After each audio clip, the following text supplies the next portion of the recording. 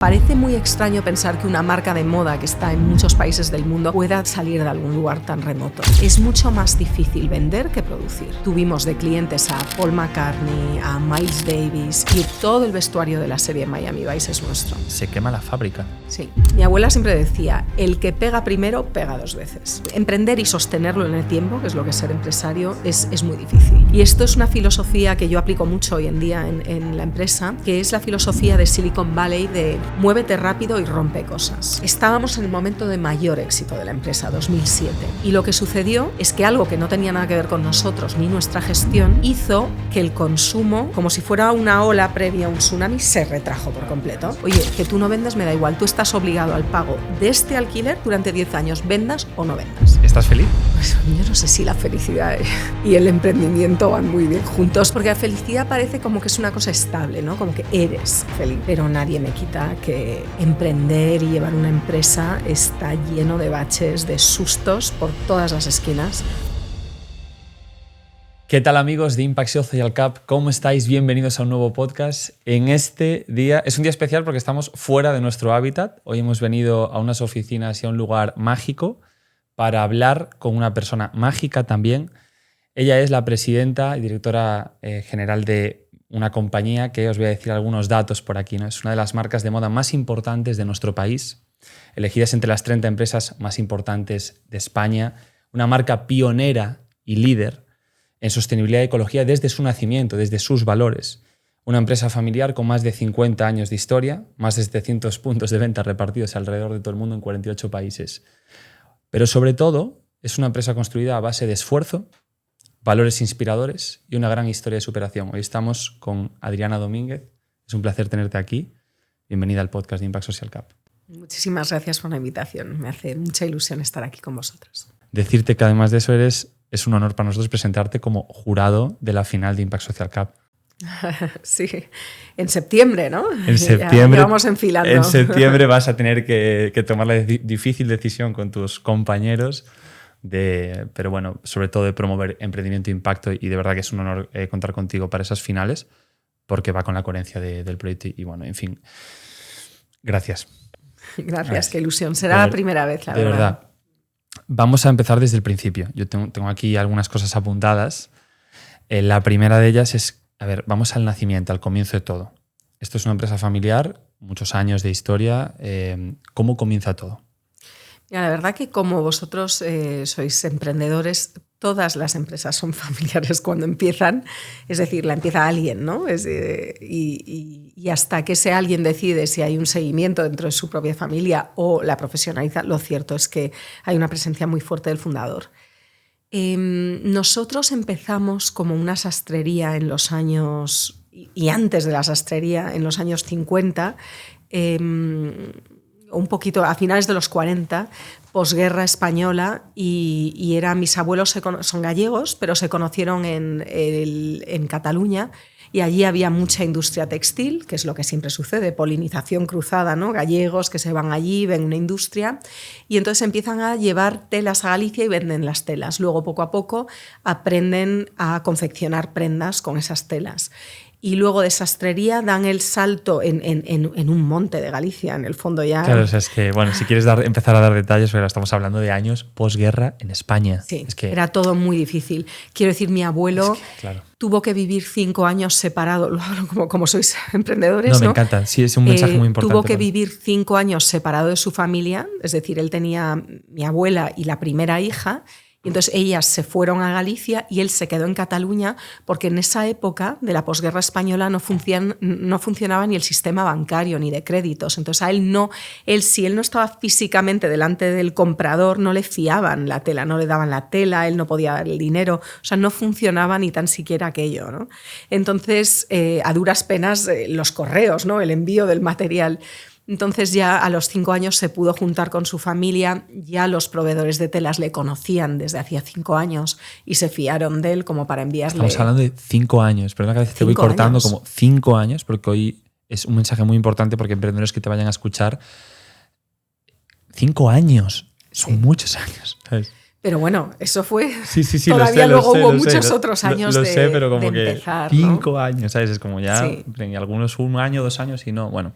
Claro, entonces, bueno, yo creo que es una generación, la posguerra, que muy sacrificada, con una gran capacidad de sacrificio, pero que yo creo que viene de serie, porque yo creo mucho en esta cosa de tiempos duros hacen gente dura. Sí, y la gente dura hacen tiempos fáciles. Y los tiempos fáciles hacen gente blanda y la gente blanda hace tiempos duros, ¿no? Vamos a mojarnos. Sí. Creo que estamos en tiempos fáciles. O sea, de gente fácil, gente de más débil, etc. O sea, inevitablemente tendrá que venir un momento de cambio, pero estoy de acuerdo contigo.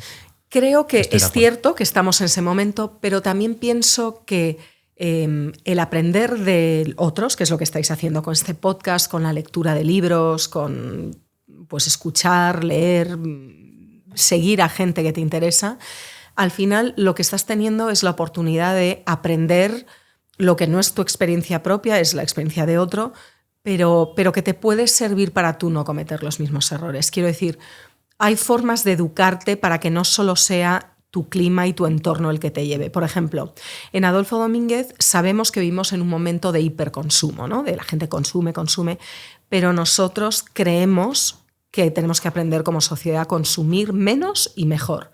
Entonces, eso no quiere decir que vayas con tu tiempo, vas a la contra de tu tiempo, pero da igual, lo puedes saber porque nosotros tenemos una campaña que se llama Sé más viejo y que es, si tú piensas en tus abuelos, cómo consumen tus abuelos, no consumen así, ellos van, yo que soy gallega y tú también, pero las patatitas, las cositas, todo muy cuidado, muy escueto, es gente austera, ¿no? Sí. Entonces, no tienes por qué ser solo lo que es tu generación. Puedes aprender de los que vinieron antes y aplicar A mí lecciones. me conmueve mucho lo que dices porque igual es, no sé, porque en Galicia y yo me he criado así, ¿no? Pero, o sea, se puede aprender, o sea, es que no concibo el hacer cualquier cosa sin aprender de las generaciones mayores. O sea, es que no lo concibo porque, pues eso, porque es la sabiduría, es la experiencia. Y eso es increíble. Y además que creo totalmente lo que tú decías, que esos valores hoy son más necesarios que nunca. O sea, el valor de la paciencia, el valor el valor del esfuerzo, por supuesto, el valor de la humildad. La humildad para decir, oye, voy a aprender de estas personas que saben mucho más que yo y no pensar que yo porque soy o estoy en nuevas generaciones sé más. Entonces, pero no solo aprendes de tus mayores, tus abuelos, aprendes de otros mayores que han estado, por ejemplo, Steve Jobs, pues es otro mayor, ya no está, pero está muy por delante en edad y aprendió muchas cosas, pero es que Steve Jobs se pasó bastante tiempo en la India aprendiendo de otros mayores y de otras lecciones que son perennes, son atemporales. Sí, total. Entonces, bueno, yo creo que sí, que en el emprendimiento, si miramos muchas empresas que ya son grandes y llevan muchos años en España, muchas se forjaron en épocas muy difíciles españolas, ¿no? Sí, total. Bueno, y hay lecciones que aprender. Eso vamos al final. La idea era que al final del podcast, ir sacando lecciones, de aquí ya se han sacado algunas, pero ir sacando lecciones de cada etapa. Entonces, yendo seguimos en la historia, entonces, después de esos 5 años, ¿qué ocurre? Pues en ese momento mi abuelo se forma como patronista y entonces toma la decisión de empezar a confeccionar él y luego coge costureras en una época en que había mucha economía de autosuministro y subsistencia, lo cual quiere decir que en casi todas las casas había señoras que sabían coser, sabían hacer ropa. Uh-huh. Entonces él traía la ropa y luego a través de su patronaje la gente sabía hacer ropa simple, ya un traje es una pieza compleja. No sé si lo sabéis, pero cuentan, sí, un traje está constituido de como mínimo 40 trocitos pequeños cosidos entre sí. Es decir, no es una prenda fácil. Una camiseta está hecha de 2 piezas. El frontal, el trasero, se cosen entre ellas 2 piezas. Un traje son 40, como poco, puede tener más. Entonces, eso ya es otra ciencia y eso no necesariamente lo sabía hacer todo el mundo. Entonces, la gente compraba sus trajes en sitios ya más profesionales y era una época en que en España, en el domingo, o sea, la gente se vestía de cualquier forma, pero los domingos la gente se vestía bien, ¿vale? Para ir a misa o lo que fuera. Y en ese momento iban a la sastrería de mis abuelos a hacerse el traje. Y así empezaron. Era en un pueblo que se llama Pobra de Tribes, que está en la frontera entre Galicia y León. Es un pueblo de montaña donde está nevado la mitad del año. Muy, muy pobre. O sea, si Galicia era pobre, era esa esquina, ¿sabes? Arriba, a la izquierda, totalmente lejana en términos de no había carreteras muy buenas, se tardaba 10 horas en llegar y pues dentro de eso quizás Orense era la más remota, junto con Lugo, ¿no?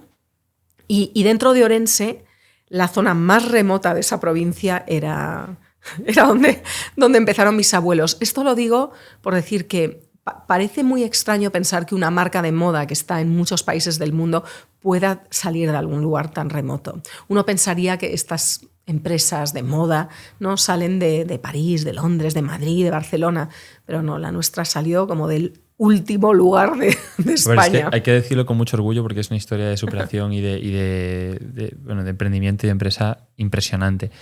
Ahí entiendo que hay una parte donde empezáis a crecer de alguna forma, porque claro, se empieza a consumir, la gente ya... Sí, yo creo que hay que saber ver las oportunidades. En el caso de mis abuelos, lo que pasó, y eso les sucedió, y lo supieron capturar, es que había una población local, pero era la época de Franco en la que empezó a hacer obra pública, y justo a 10 kilómetros del pueblo donde vivían ellos hicieron una presa eléctrica que para construirla creo que tardaron 5 o 6 años, y vino una población externa de ingenieros y de otra gente, que fueron otras 700 personas que llegaron con otro poder adquisitivo a hacer esa obra.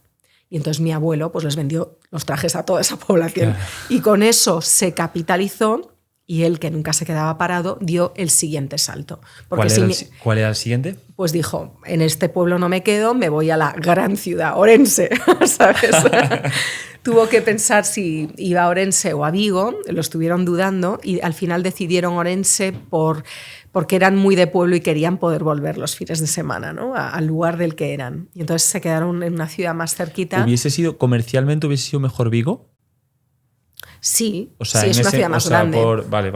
Pero bueno, al final ese fue el siguiente salto. Pero de ese salto a cuando ya se industrializaron, que fueron 20 años después de eso, ya da igual Vigo, porque ya saltaron a Londres, Nueva York y a todos lados. Vamos primero. Entonces se abre en Orense y en Orense hay en ese momento especializado en trajes. Trajes masculinos. Trajes masculinos inicialmente, porque había target y demanda. Y a nivel de estilo de vida, pues era una familia que ya tendría los 6 hijos, eran mis abuelos y los 6 hijos, y vivían encima del taller, como eran las cosas entonces. Es decir, es que eran economías muy escasas, con mucho sacrificio. Y entonces, pues así vivieron años, hasta el punto en que la sastrería de mis abuelos, porque mi abuelo estaba en el taller y mi abuela era vendedora y relaciones públicas de la casa, ¿no? Ella conocía todo Orense, era una mujer muy, muy relacional y lo hacía muy bien. Eran muy complementarios, era un equipazo. Muy complementarios. Equipo muy complementario. Sí. Porque por lo visto mi abuelo, cuando la gente se probaba el traje y decían, no me gusta esto, mi abuelo, pues te lo vas a poner igual. Por lo visto no era muy diplomático, era bueno en lo que hacía, pero no muy diplomático, y ahí era donde entraba mi abuela y colocaba la venta, ¿sabes?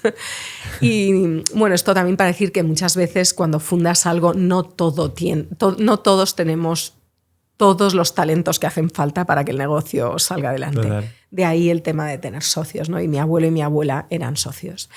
Y bueno, y entonces llegaron a tener la mejor sastrería de Orense. ¿Vale? Decidieron empezar a hacer ropa de mujer y también empezaron a vender multimarca. Entonces empezaron a importar marcas buenas, italianas y otras cosas, y tuvieron la tienda más importante de la ciudad de Orense. Con lo cual eso ya fue un punto para ir al siguiente paso. Pero el siguiente paso se da realmente por la incorporación de la siguiente generación. Y mi padre tenía una hermana mayor, y luego él era el chico mayor, y luego tenía un hermano muy cercano a él, ¿vale?, en edad. Y entonces mi padre estaba fuera de España, no por razones glamurosas, sino porque se había tenido que escapar del régimen. ¿Vale? Mi padre con 18 años mi padre con 18 años estaba estudiando filosofía en la Universidad de Santiago, eran los últimos años del franquismo, y muchos estudiantes querían cambiar ese régimen, que era muy severo, no tenía las libertades, y entonces le pidieron que distribuyese unos panfletos, los distribuyó, le cogieron y le metieron en la cárcel. Y entonces estuvo un mes en la cárcel, y al salir, bajo fianza y antes de enfrentarse a un juicio, como todavía había habido fusilamientos de estudiantes en estamos aquella hablando, época, Adriana, de 1968. Entonces mi padre decide que no se va a enfrentar a ningún juicio, que no le apetece nada, y en vez de eso se coge un tren y se escapa de España y pasa a Francia como exiliado. Entonces está 3 años en Francia, estudia cine y ahí se convierte en una persona pues, muy distinta a su propio padre porque tiene una experiencia internacional que su padre no tiene. Dicho lo cual, como somos gallegos, tenemos mucha inmigración en la familia. Entonces mi abuelo no nació en España, mi abuelo nació en Río de Janeiro y su primer idioma era el portugués. Entonces se volvió con 6-7 años, mi abuelo de allá, y su padre, que era el que se había ido, mi bisabuelo, era otro emprendedor. Entonces era una persona que montó, creo que panaderías y pastelerías por Río de Janeiro. Hay una parte donde lo lleváis en la sangre. Hay una parte donde Sí, pero yo creo que de verdad probablemente cultura, tradición familiar, o sea, hay una parte tenéis. Yo creo que nace un poco de la necesidad de aquella España y aquella época. Previsión, tenéis visión, o sea, por lo que me estás contando. Y eran valientes. Yo creo que sí, que es una raza de valientes. O sea, me estás contando o sea, una parte visionaria. Inevitablemente, valiente y visionario. Si miras toda la inmigración gallega a Latinoamérica. Sí, bueno, pero en moda, de un pueblo de Orense, tal, a nivel internacional y tal, mundial, vosotros, los únicos. Ya. Y entonces, vale, increíble. Tu padre, exiliado, va a Francia, allí se empapa de todo, claro, toda lo que es la cultura francesa. Y la modernidad era mayo del 68. Claro, exacto, lo que era. Porque se fue a París.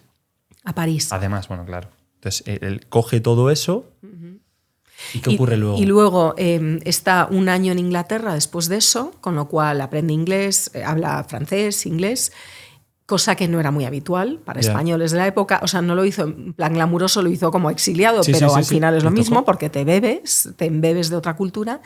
Y entonces, en un momento dado, él se dio cuenta de que había una posibilidad que él trabajase con su padre. Su padre le llamaba y le decía, vuelve, ayúdame en esto y tal. Entonces hubo un momento en que él le dijo a su padre, yo vuelvo si lo industrializamos. Si en vez de una sastrería esto se convierte en una fábrica y coge otra dimensión. Y su padre, que era un lanzado, le dijo que sí. Y entonces... Para que esta es muy buena. O sea, el hijo tiene la visión y dice, oye, esto está bien, pero esto es pequeño, esto se puede llevar a algo mucho más grande. Y mi única opción de volver es esta, o lentejas. Pero el que tenía el crédito con los bancos, el que era un hombre ya con un cierto éxito y una credibilidad, era mi abuelo. Entonces mi abuelo, cogiendo la visión de mi padre, pero su propia capacidad de endeudamiento, hipotecó todo lo que tenía para probablemente gran disgusto de mi abuela, que ya era como, ay Dios mío, toda la vida con tanto esfuerzo y tanto sacrificio, ¿no? Y entonces mi abuelo, pues con 55 años empezó de nuevo. Todo lo que había hecho se endeudó y montó una fábrica en el polígono con sus hijos, mi padre y Jesús, que era el siguiente, y a por ello, a por una nueva aventura en la que no sabían si lo iban a conseguir o no. Maquinaria, 100 costureras, o sea, una dimensión que ya no era de sastrería, era otra cosa. Y nace Adolfo Domínguez. Y nace la empresa que se llamaba Adolfo Domínguez e Hijos, porque Adolfo Domínguez era mi abuelo también. Claro. Entonces, nace así. Mi abuelo era muy espabilado, entonces tenía muchos clientes. Ya desde la sastrería, él no vendía solo en Orense, él tenía unos 2.000 clientes por toda España. Y entonces ampliaron su capacidad productiva y mi padre se pasó, pues llegó de vuelta con 22, 23. Hizo la mili, que en aquella época... Se fue muy joven, entonces. Se fue muy joven, a los 18 se fue, sí. Y volvió, pues eso, 22, 23. ¿Y ya no tuvo problema con tema de cárcel? No, sí, se enfrentó al juicio y lo ganó. Ah, vale. Ya quedaban 3 años de franquismo ya que ya estaba aquí. Vale. Ya estaba más suavizado. Y entonces, claro, 22 años, 55 aprox tu abuelo. Sí. Y ya la fábrica, ¿cuánto tiempo tarda en construirse además? Creo que la hicieron en un año o menos, se construyó y empezaron. Y entonces mi padre, por esa época, mi padre se casa con su madre, yo llego 2 años más tarde, y entonces mi padre viajaba, era como un viajante, ¿sabes? Esa obra de teatro de Arthur Miller, Muerte de un viajante, ¿no? Que es uno que está siempre en un coche de viaje. Sí. Pues mi padre era así. Entonces mi padre se pasaba la práctica totalidad de los días del año fuera de su casa y iba con un muestrario, un coche y recorrió. Mi padre conoce España, o sea, cada esquina de España, porque viajaba y iba vendiendo el muestrario, que era muy difícil. Mi padre, por ejemplo, siempre dice una cosa que dice, es mucho más difícil vender que producir. Y eso creo que es muy interesante para cualquier emprendedor. Vale, no es solo la idea, no es solo tener una idea buena, pensar que puede encajar en el mundo y producirla. Es que lo difícil es el encaje, lo difícil es que alguien pague por ella. Sí, no, estoy si no la produces no hay la oportunidad, ¿no? Pero no hay que pensar que la cosa está hecha cuando lo produces, ¿no? No, estoy de acuerdo. Bueno, y con este ejemplo de salir hoy en día, que la gente pues igual busca desde su casa, que le vengan a comprar las cosas, que es e-commerce, que es y tal. Esta experiencia, anécdota es brutal. Claro, toda España. Coche, y a recorrer, y venga, puerta a puerta. Y a vender. Vale, entonces ahí entiendo que ley de la estadística funciona, se va creciendo, estamos hablando ya de 1970 pasados. Sí, estamos ya en el 74. 74, entonces ahí digamos que Adolfo Domínguez ya pasa de ser de Galicia, ¿no? Entiendo, a España. Que sí. Vosotros ahí, claro, hacéis ya un crecimiento esos años. Pero sin tienda propia, ¿eh? Ah, vale. Sin tienda propia ni marca. Fábrica y envío. Vale, y seguís haciendo ya trajes de hombres, trajes masculinos. Sí. ¿Ya se hacen trajes de mujer? No, todavía no. Ah, vale, pero si se hacen prendas de mujer. Todavía no. ¿Vale?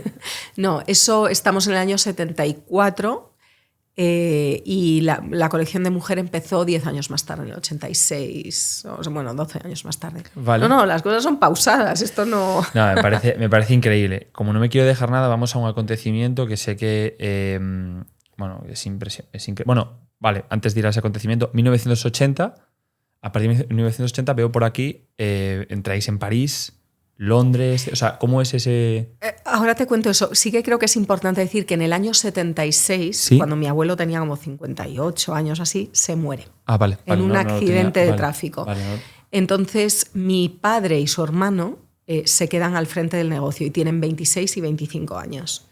Entonces, de repente es una segunda generación que realmente se queda al frente del negocio, de las deudas y de absolutamente todo. Es decir, claro, se convierten en emprendedores de primera generación. Sí. ¿Sabes?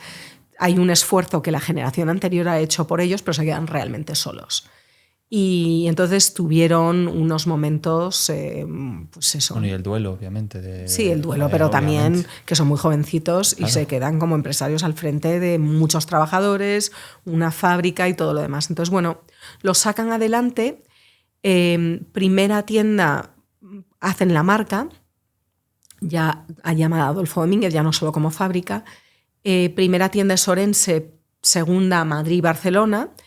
Pero ya la tercera y cuarta son París y Londres. Y eso es fundamentalmente distinto a lo que hicieron los demás. Porque como mi padre era muy internacional en su cabeza, yo creo que había una cosa, pero bueno, no sé, Valencia, Sevilla, Bilbao, ¿no? Pero no, él cogió y se fue fuera. Y eso aceleró muchísimo la creación de la marca, porque en Londres tuvimos de clientes a Paul McCartney, a Miles Davis, pasó por allí la directora de vestuario de Miami Vice y nos compró toda la colección y todo el vestuario de la serie Miami Vice es nuestro. Claro, es que estás hablando de Londres y París. Claro, son, con todos los respetos a Madrid, que es una ciudad importantísima, pero claro, Londres es capital económica mundial y claro, lo que tú dices... Bueno, Madrid hoy es la bomba, la verdad. Sí, Madrid, se ha dicho, hoy ya, claro. Pero en aquella época había exacto, más distancia. A eso me refería, total. Sí. Y entonces, claro, increíble, Paul McCartney de aquella época. Claro, esa es de lo que... Bueno, luego tenía una pregunta... Bueno, y Prince. Prince era cliente nuestro en los años 80 en la tienda de París, en Place de Victoire. Entonces él entraba en la tienda con un asistente y él compraba en la colección de mujer, porque él era muy menudito y luego también era esta cosa gender fluid que se habla ahora. Y entonces él cogía prendas y compraba como 20 o 30, no compraba poco. Entonces él las miraba y no se las probaba, las tiraba al suelo. Entonces tiraba con la mitad de la tienda al suelo y luego venía otra persona, lo recogía todo y lo pagaba. Y se iban. Ya ves. Joder. Bueno, tenéis que tener unas anécdotas de esas de clientes así un poco extraños, bueno, o sea, de todo. Y vale, ahí sí que hay una expansión importante, que es durante los 80. Sí. Y luego hay un acontecimiento en 1991. Bueno, si quieres contar algo antes de esta etapa, porque bueno, igual me voy dejando y lo digo para controlar el los tiempo. desfiles, empezamos a desfilar. Desfiles, vale. Sí, desfiles. Pero bueno, simplemente empezamos a desfilar en Madrid, en Barcelona y ya inmediatamente en París también. Bueno, entiendo que eso da una dimensión increíble, pero tengo que comentar el tema del incendio de 1991, claro. Esto, bueno, quería hablarlo contigo como en detalle. Se quema la fábrica. Sí. Y era la única fábrica en ese momento. Sí. Sí. Y esto pues es volver a empezar realmente. Esto es, ¿por qué se quemó la fábrica? ¿Se sabe a día de hoy? No. Se cree que hubo algún tipo de cortocircuito, pero no hay mucha claridad. Es que realmente ardió todo. Entonces, sí, en el tema forénsico nunca se llegó a mucha claridad. Pero bueno, en principio parece que fue accidental y estas cosas pasan. Hay incendios y hay fábricas que desaparecen de un día para otro y es así. Entonces, bueno, eso fue muy difícil. Joder, estábamos a unos meses de un desfile, estábamos en una feria en Milán y lo único que sobrevivió de aquella colección era porque había un muestrario en Milán y entonces lo trajeron rápidamente de vuelta en una furgoneta. Tengo una foto de las 3 personas que condujeron esa furgoneta, que es lo último que quedó realmente. Y bueno, pues ahí se planteó brevemente el qué hacemos, ¿no? ¿Nos damos por vencidos o volvemos a empezar?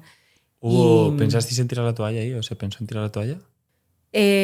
Hombre, yo creo que eso siempre se piensa, ¿no? Porque estás tan abrumado por las llamas y por ver que no hay nada de lo que ¿sabes? No quedó nada. Pero bueno, la decisión fue volver a empezar. Bueno, la decisión muy amparada por tener el dinero para volver a empezar y el dinero tardaron un tiempo en conseguirlo. Hizo falta que la Xunta y el Ministerio de Hacienda y tal decidiesen avalar, porque si no los bancos no prestaban el dinero para volver a empezar. Estamos hablando de que Adolfo Domínguez probablemente era la empresa más importante de Galicia. O sea, En moda, en aquella época es posible, sí. Claro. No me acuerdo cómo estaba el grupo Inditex en aquella época, pero nosotros tuvimos éxito antes que ellos. Sí, lo sé. Justo lo tenía apuntado aquí. Entonces, sí, probablemente éramos los más importantes. Se recibió ese apoyo. Se recibió ese apoyo de los bancos finalmente y volvimos a empezar. ¿El mismo sitio? El mismo sitio. Bueno, la fábrica se movió de 2 parcelas, ¿sabes? Hay como muchos, o sea, sí. Hay una cosa que me fascina, pues es como hay un amor increíble a la tierra y unos valores como muy arraigados, muy claros, ¿no? Yo diría que esto es cierto para mucha gente en Galicia, ¿eh? O sea, creo que es verdad para nosotros, pero creo que también es verdad para muchos otros. Es muy bonito, es como es romántico, o sea, es una parte romántica. Fíjate, no sé si es romántico, yo creo que el temperamento gallego es... no creo que sea muy romántico el temperamento gallego, pero sí que es muy sereno, ¿no? Es muy... lo que sí, lo que no. Y la gente tiene una serie de cosas muy claras y no se ve la necesidad de tener que hacer las cosas desde otro lugar. Y qué bien, ¿no? Qué bien que no absolutamente toda la actividad de España esté centrada en Madrid y Barcelona. Qué bien que esté repartida. Totalmente. Y entonces, se vuelve a construir. En esos momentos, ¿tú ahí ya cuántos años tenías? Yo tenía, o sea, ¿con cuántos 16. Lo viviste con 16 años? Sí, ardió cuando yo tenía 15. Es que me pararía solo aquí a preguntarte, o sea, y cuando viste... Yo no estaba en España, yo estaba interna fuera. Vale, o sea, tú en ese momento estabas estudiando fuera. Sí, yo llevaba 8 años fuera de España. ¿Con 16 años, 8 años fuera? Sí, me fui con 8. O sea, te fuiste con 8. ¿Te puedo preguntar dónde estabas? Sí, estuve en Inglaterra. O sea, mi padre, aparte de planificar una empresa, también planificó la educación de sus hijas, somos 3. Y yo soy la mayor, entonces primero iba una y luego cuando le tocaba la otra iba, entonces no coincidíamos, íbamos haciendo así como un tour, pero... ¿Eso era porque él quería que no coincidierais para tener...? No, teníamos edades distintas y él planificó, para él lo importante eran los idiomas y pues él es muy lector y muy estudioso y había leído que hasta los 14 años no se te cierran las cuerdas vocales y puedes aprender un idioma nativamente. Y si no, pues ya lo aprendes bien, pero con acento, ¿no? Entonces él planificó que tuviéramos 4 idiomas antes de los 14. Y así fue. Y entonces cayó 2. ¿Qué son? Inglés, obviamente inglés, inglés, francés, alemán. Y alemán también. Joder, qué barbaridad. Entonces yo había hecho 2 en Inglaterra, 2 en Suiza francesa, 2 en Alemania y ya estaba acabando mi segundo año de vuelta en Inglaterra, otros 2, yo he estado 4. Y en ese momento arde la fábrica y yo y mis hermanas, las dos mayores, pero la pequeña era muy pequeña y no había salido todavía, volvemos a Orense. Y yo estudio en un instituto público, tercero ICOU, hago la selectividad y luego me vengo a estudiar a Madrid, a la carrera. Claro, y entonces, bueno, ¿cómo fue la recuperación? Porque una cosa es la fábrica, pero la marca vuestra sí estaba alto. O sea, la marca Adolfo. Sí, la marca sí. Estaba. Lo que no había era realidad industrial detrás, claro. ¿Sabes? No había... Y cuando se vuelve a construir, ¿cómo fue esa recuperación? Muy rápida. Vale, ¿por qué crees que fue muy rápida? Porque España estaba de subidón, porque teníamos una marca fuerte, porque sabíamos hacer el oficio y porque fuimos muy rápidos en poner en marcha de vuelta una fábrica que era otra. Es decir, cogimos una fábrica que había sido textil a 2 parcelas de la nuestra, que era la única en todo el polígono que había, la única otra. Había cerrado hacía años, pero tenía las instalaciones y nos instalamos rápidamente. Alquilamos, luego con los años la compramos, pero vamos, al mes y medio siguiente ya estamos.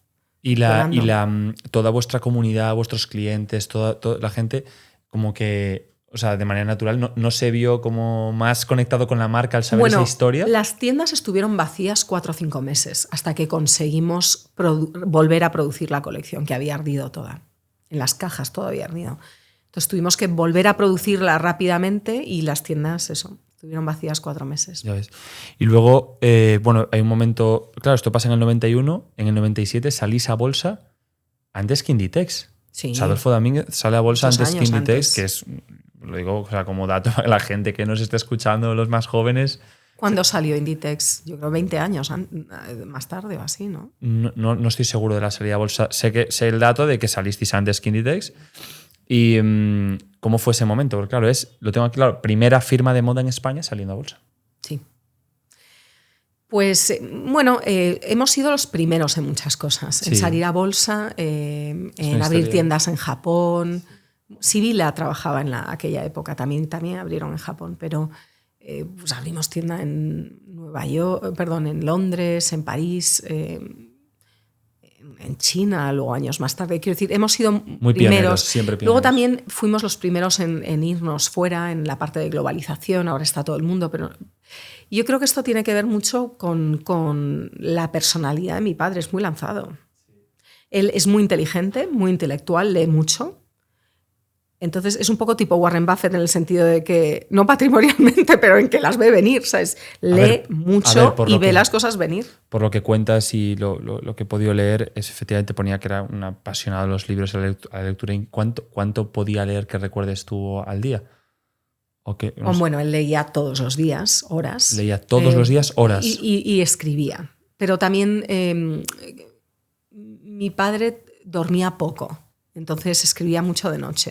Leía de día, pero escribía de noche. Entonces dormía muy pocas horas. Compaginaba lectura y con escribir, que es algo, lo digo porque es algo que los jóvenes muchas veces poco hacemos. El escribir se está perdiendo mucho. Claro, esto sí, pero y esto no tiene nada que ver. No. Esto es presencia. Escribir ayuda mucho a pensar. Sí. Aunque luego no lo vuelvas a releer, es una forma de poner tus pensamientos en... Y la vida es compleja y yo creo que una ventaja competitiva es... la realidad y el encaje de tu producto y de tu marca y de tu empresa con el mundo, que es donde está la venta, es el enganche, depende de que tú entiendas el mundo en el que vives, depende de que entiendas las tendencias, de que veas lo que está pasando sociológicamente, los trends, ¿no? Y mi abuela, que tenía una filosofía más de pueblo, pero grandísima vendedora, mi abuela siempre decía, el que pega primero, pega 2 veces. Entonces hay que llegar antes. Tienes que, it pays, te paga de vuelta el que te atrevas a ser pionero y ser el primero. Pero claro, si llegas 20 años antes de una tendencia, no la monetizas. Pero si llegas un poquito antes de que sea masiva, sí que la monetizas. Y yo creo que mis abuelos, mis padres han sido muy buenos en eso. Y bueno, y también la claridad, por lo que cuentas, la claridad y los planes, cómo tenían planificado lo que hacer y lo que no hacer, lo que decía antes. O sea, vamos a hacer esto de esta forma, esto es innegociable, es como tenemos que ir aquí. Bueno, yo creo que cualquier emprendedor y empresario, un empresario es un emprendedor que lleva un rato más que el emprendedor. Sí. Y que le ha funcionado, ¿sabes? Sí, exactamente, que ya lo ha testado y ya, sí. Total. Entonces, yo creo que cualquier empresario o emprendedor ya la realidad te va puliendo. O sea, no es solo un idealista, no es solo lo que tienes en mente, es lo que tienes en mente testado por lo que es posible en la realidad. Y mi padre siempre dice que, bueno, tú haces planes y luego la realidad los desbarajusta a todos, ¿no? Entonces, hay una frase que a mí me ayuda mucho a no ser... a no estar paralizada, ¿no? A no tener esa parálisis del perfeccionismo. Y él siempre dice que lo óptimo es enemigo de lo bueno. Y eso quiere decir que good enough, es suficientemente bueno, tira. Es más importante la velocidad, ¿no? Y esto es una filosofía que yo aplico mucho hoy en día en la empresa, que es la filosofía de Silicon Valley de move fast and break things. Muévete rápido y rompe cosas. Eso decía, bueno, supongo que te gustará mucho también la filosofía, lo estabas diciendo de Phil Knight, que me estaba sonando un montón con lo que decías. Sabes que también es un gran emprendedor y bueno, representa también esa parte del movimiento, en no te rindas, no pares nunca, ¿no? O sea, que esto que estás comentando es bueno, tal cual. O sea, bueno, creo que es la faceta número uno de cualquier emprendedor. Totalmente. Porque emprender y ser empresario, emprender y sostenerlo en el tiempo, que es lo que es ser empresario, es muy difícil. Es muy contra la marea. O sea, no, hay algunas olas que te cogen a favor, pero no hay posibilidad de que te escapes de verdad de vivir tormentas y tsunamis y de todo. Es una cuestión de tiempo, pero te va a tocar. Sí, no, estoy súper de acuerdo y me encanta que lo digas porque hoy quizás se vende un concepto de emprendimiento para los jóvenes distinto y escuchar estas historias, para mí el primero es ultra inspirador. Y también sé que lo va a ser para los más jóvenes que entiendan que esto es que emprender, bueno, pues es algo genial, es algo maravilloso, tiene cosas maravillosas, pero como tú dices, es una lección de vida constante, un aprendizaje de vida constante. Sí. Total. Y luego es un camino de vida heroico, porque no es fácil. Total. Te dije que pasaba volando el tiempo, que no te quiero, sé que tienes los 2000. Los 2000, claro. Auge de las.com, internet y internacionalización de Adolfo Domínguez. Es un momento, entiendo que para vosotros, la salida a bolsa es en el 97 y en los 2000 os abrís internacionalmente, ¿no? Sí. Ahí tú ya tienes 20... Yo con la salida a bolsa tengo como 19, 20 o así. Tú si no me equivoco, estudiaste actuación. Yo estudié empresariales en ICADE primero. ¿Vale? La acabé. Y al acabar estudié estás ligada al mundo. Eso es. Cine, dirección, escritura, guión y también interpretación. Eso. Y luego me centré en la interpretación. Eso. Entrando un poco en esa faceta, ¿eso hoy te ayuda en el mundo de la empresa para llevar y dirigir la compañía? ¿O era una cuestión vocacional de...? No, para mí no era vocacional. Yo sí que soy creativa y artista vocacionalmente, pero tanto se aplica una cosa como otra. A mí la interpretación, yo lo hice en Nueva York, que estuve 3 años, estudié allí y luego me dediqué profesionalmente 5 años, hice 5 películas y luego lo dejé y ya me centré. Durante todo ese periodo que fui actriz, yo colaboraba en todo el storytelling, toda la creación de marca y el contar la historia de la marca, pero de forma externa, ¿no? Esporádica, y porque yo vivía fuera de España y entonces me encargaban una serie de proyectos, yo los hacía. Y luego hay un momento en el que decido que me voy a centrar más en eso y dejo la interpretación, porque para mí al final es todo creativo, entonces pues le vi más sentido focalizarme en esto. Y nada, durante 10 años seguí contando la historia de la marca y de los perfumes de Adolfo Domínguez, que también fuimos la primera marca de diseñador española con perfumes. Y hemos tenido el perfume más exitoso en España durante 20 años, que es agua fresca de rosas en mujer y agua fresca en hombre. Y entonces, bueno, me fui centrando y poco a poco me fui acercando a todo el universo de la empresa. No lo hice de forma directa porque yo creo que ni nosotras, las hermanas, ni mi padre, no nos educaron como para venir de vuelta. Era como hacer vuestra vida y si volvéis será un poco una casualidad, pero no es estas familias que te educan de esta forma. Es como entonces, no vas a ser esto, sino tú ¿no? Haz tu vida y es todo lo que hagas por fuera, si alguna vez vuelves, enriquecerá el proyecto. Entonces, para cuando efectivamente volví, pues mi espíritu vuelve a ser un poco emprendedor, ¿sabes lo que te digo? Es como si volviéramos a empezar y yo no sé, no me siento, o sea, yo soy una tercera generación, pero mi padre, siendo una segunda generación, se sintió primera, y yo, siendo una tercera y teniendo el legado muy cerca del corazón, me comporto mucho como si hubiéramos empezado hace 2 días, ¿sabes? No, total, que de hecho es que no me quiero... Estamos por los 2000 apertura, pero quería tocar esa parte porque, claro, tú entras en 2016, empieza la era Adriana Domínguez, tercera generación, y hasta hoy, que ya van casi 10 añitos. No, llevo 7, ¿no? Bueno, por eso, bueno. 7. Bueno, este verano llevaré 7. Este año 7. Bueno, los voy contando, ¿eh? Vale. 7. Y entonces, claro, hay un montón de cosas que han ido pasando. Destaco por aquí, que me parece un punto a destacar, un equipo fundamentalmente femenino con 80% de mujeres en plantilla, 63% en la directiva, es lo que tengo por aquí anotado. Y bueno, pues sí, puede parecer ideológico, realmente no lo es. La industria de la moda tiene más mujeres que hombres trabajando en ella, es lo normal. Entonces, nosotros, o sea, yo he apostado mucho por crecimiento de talento interno. Entonces, hay muchas más mujeres y yo, obviamente, siendo mujer, no tengo ningún tipo de mirada prejuiciada hacia otra mujer que está embarazada, que tiene un bebé, pues que me da un poco igual. Y si quieres hacerlo, tienes el talento y la ambición, para mí eso todo no es un problema. De hecho, yo cogí este proyecto como directora general en ese momento con un niño de 1 año y medio.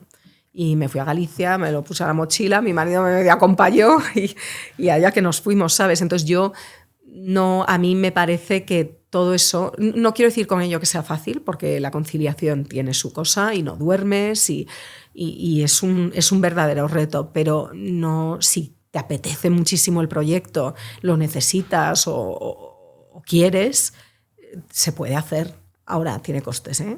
Todo en la vida no se puede hacer. Y el coste de oportunidad, por supuesto. No quería, o sea, para centrarnos en esta etapa final, sin pasar la crisis de 2008, que fue obviamente un acontecimiento mundial y muy importante. ¿Cómo vivió Adolfo Domínguez esa etapa? Vosotros ya estabais en muchos países. Y fue una crisis que afectó obviamente principalmente al sector inmobiliario, pero fue una crisis mundial.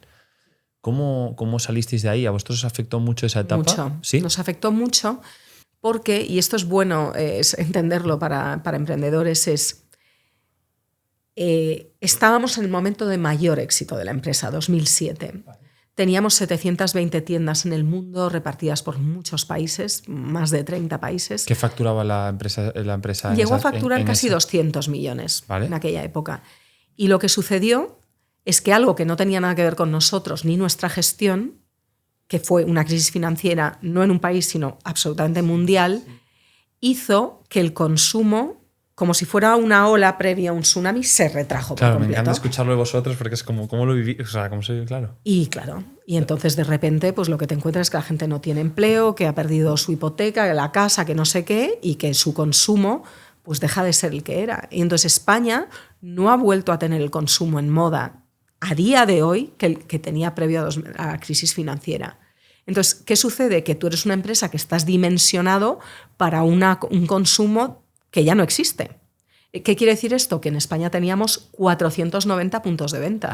Es una locura lo que me estás diciendo. O sea, que hoy en día tenemos 190, claro, porque no da para más. Claro, es como el mercado da hasta ahí, o sea, no hay más. Exacto. Entonces, ¿qué te pasa? Que tienes que reestructurarte por cómo tú has gestionado. Y además, la ola te da de golpe, porque es una situación que sucede en 6 meses y tienes una situación de tanto leyes laborales como leyes inmobiliarias que no te permiten reestructurarte en 2 minutos. Es decir, si tienes el doble de gente de la que necesitas, todo eso hay que pagarlo. Sí, aguántate, paga y aunque no tengas el dinero para pagarlo. Si no, no te reestructuras. Si tienes un alquiler firmado a 10 años en una calle principal que cuesta millones de euros, aguántate, y ya no hay gente, pues es que no te permiten ni reestructurar lo que estás pagando. No, oye, que tú no vendas me da igual, tú estás obligado al pago de este alquiler durante 10 años, vendas o no vendas. Claro, pero ellos no están obligados a hacerse responsables de la calidad. No se distribuye la responsabilidad, ¿me entiendes? Sí. Con lo cual te quedas tú, que te los comes todos. Entonces, ¿qué pasó con muchas empresas en esa ola, en ese momento? Quebraron y desaparecieron. ¿Qué pasó con otras que no quebraron y desaparecieron, como es el caso nuestra? ¿Cómo sobrevivió Adolfo? Pues éramos tan sanos, teníamos tan poca deuda o ninguna, habíamos tenido épocas tan buenas donde habíamos ido comprando tiendas, que hemos vivido de ratoncitos de lo que habíamos tenido, de lo que habíamos acumulado durante muchos años. Si no, no hubiéramos podido sobrevivir a aquello. Firmas muy importantes y marcas y empresas muy importantes que quebraron. Era imposible que algunas que quebraran y quebraron. O sea, total.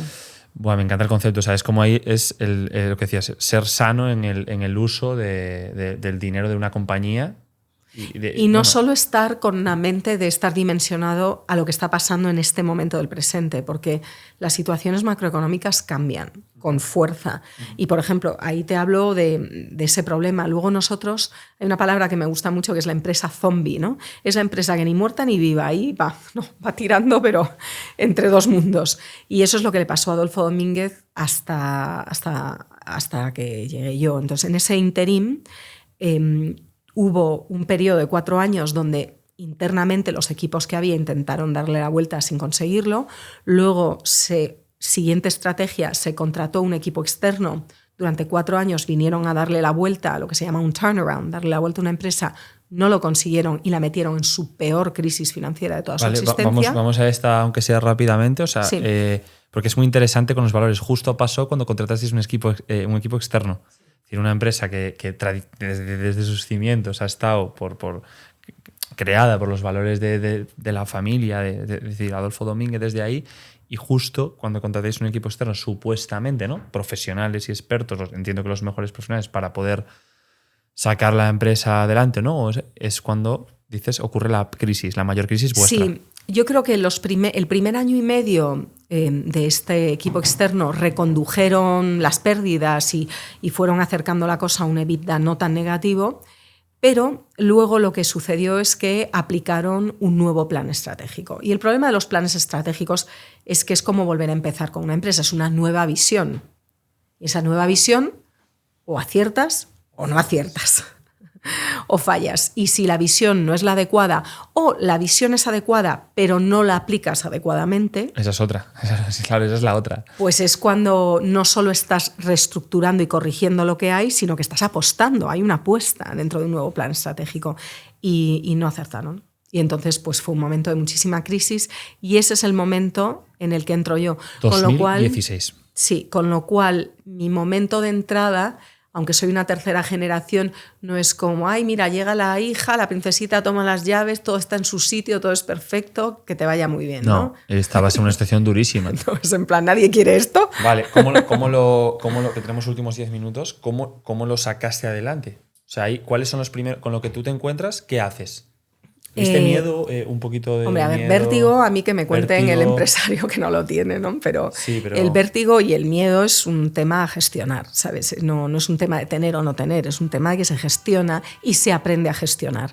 A mí me ayudó muchísimo, yo diría 3 cosas. Una, que conocía muy bien el sector y la marca, pero no por profesión, sino porque he nacido en ello. Lo conozco como una empresa familiar, que es mi... Yo estoy hecha de esas células, ¿no? Otra cosa que me ayudó mucho es tener mucha conciencia de lo que habían pasado mis abuelos y mis padres. O sea, el propósito, ¿no? Esa parte, bueno... Esa es la tercera. La tercera es que me importaba. Me importaba porque una empresa es como, al final, es como un hijo, es un familiar, ¿sabes? Totalmente. No te tiras porque ¿qué vas a hacer? ¿Sabes? No, es que mi hijo tiene tal, pues me voy a considerar a ver si le ayudo o no le ayudo. No, vas y te tiras. Y si no lo tienes, pues da igual, vas y te tiras igual, ¿sabes? Hay una entrega que es como de dentro de un all-in total, dispuesto a morir por ella. Exacto. Y a mí eso me ha ayudado a ser valiente, porque como no me planteaba no hacerlo, ¿sabes? Tampoco había mucha escapatoria, ¿no? Entonces, eso yo creo que ayuda mucho. Y saber que mis abuelos atravesaron una posguerra, que mi padre atravesó la muerte de su padre donde se quedó al frente, le ardió todo y volvió a empezar, la salida a bolsa, una OPA hostil de la que no hemos hablado, pero que casi se lo llevan todo, ¿no? El Cortefiel que le hizo una OPA. Entonces, ¿Qué es una OPA, Adriana? Perdona. Una OPA es... una copia. Una OPA hostil, en este caso, es cuando hay una empresa de fuera que viene y dice, lo compro todo en bolsa, ¿no? Me quiero quedar con el 100% de la empresa. Entonces, si quieres me vendes y si no, no. Pero si consigo el 70%, el 51%, me la llevo, ¿no? Y si mi padre, que tenía un 31,5%, no la quería vender, se iba a quedar en minoría, ¿no? Lo que pasa es que al final no lo consiguieron. Entonces la OPA fracasó. Vale, ojalá, eso es interesantísimo también, ese tema. Bueno, te iba a preguntar por qué fracasó, pero bueno. Pues porque mi padre les montó una guerra de... Es que ese es el tema. Le dijo, aquí no es el ¿Sabes? sitio. Hoy en día los fondos de inversión no suelen hacer OPA hostiles donde hay un fundador, porque los fundadores son de armas tomar. Son sus tomar. hijos, me estás comprando a mi hijo, no me vas a comprar a mi hijo. O sea, es que no sabes contra lo que vas cuando vas contra un fundador, ¿sabes? Vale, entonces bueno, para no, que si no, ya te dije si iba a quedar corto. 2016, sí, claro, eso es. Que cuando con estos 3 factores que me estás diciendo, para levantarlo, ¿qué ocurre? Es decir, ¿qué decisiones tomas? Fuimos muy rápidos para sacarlo adelante. La parte valiente es ser muy rápido. Vale. Es decir, no, yo no llegué y digo, mira, necesito un informe de una consultora que me certifique que... No, ¿sabes? Se sabe lo que hay que hacer, haces unos números, pero lo haces interno, lo haces rápido y tienes un consejo de administración. Somos cotizada, con lo cual hay un consejo de administración. Presento las ideas y las apuestas que quiero hacer yo y el equipo y me lo compran. Me dicen, vale. También tengo que decir que hay una cosa. Cuando una empresa está muy al borde de un abismo, es más fácil cambiarlo todo, porque todo el mundo está, bueno, total, que lo pruebe, ¿no?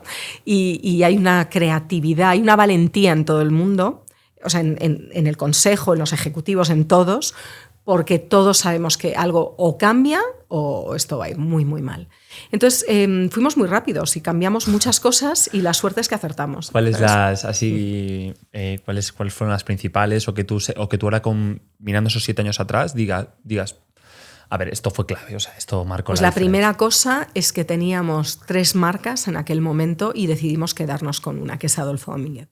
Teníamos una marca joven y una marca de tallas grandes y decidimos hacer una poda y lo que llamo poda y reinjerto. Es decir, Adolfo Domínguez va a ser mucho más joven de lo que era en ese momento, reinyectamos la juventud, pero no sostenemos otra marca, ni otras tiendas, ni otros equipos, ¿no? Y luego las tallas grandes decimos lo mismo. Vamos a hacer ropa que sea mucho más amable y que quepa a más gente, pero se va a llamar Adolfo Domínguez. No va a tener... Tenía 100 tiendas, eran otras tiendas, otro circuito, otros equipos.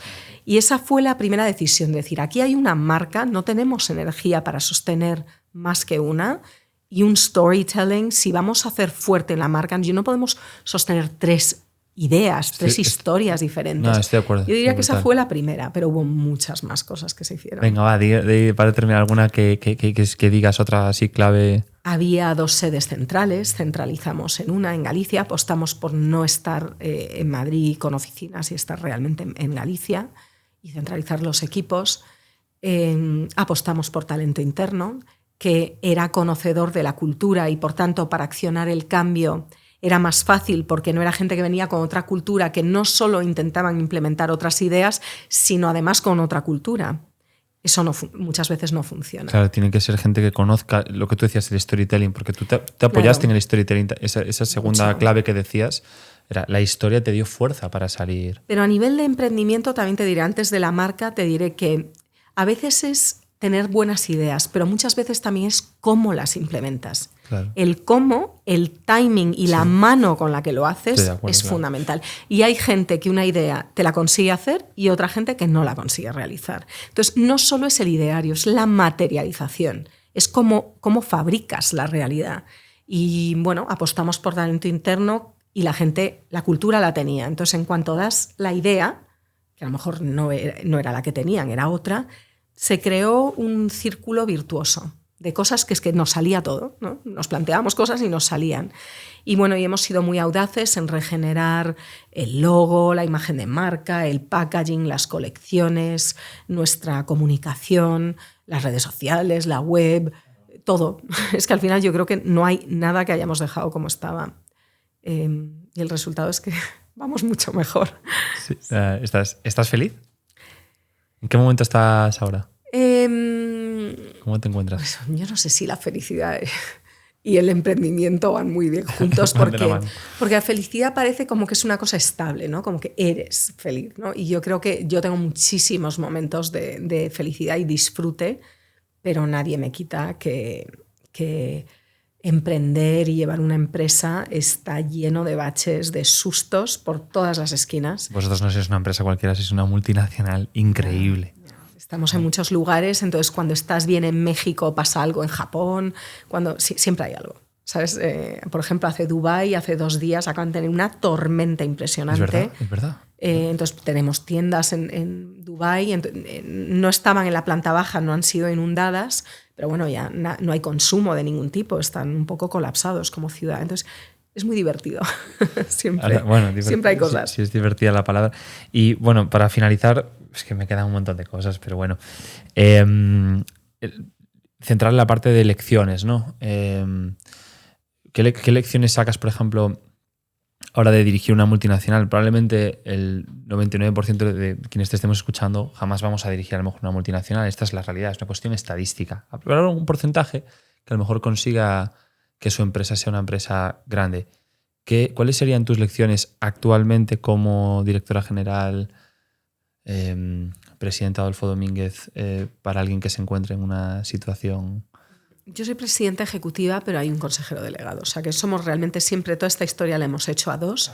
La primera es rodearse bien. Yo tengo atributos positivos, pero también tengo carencias.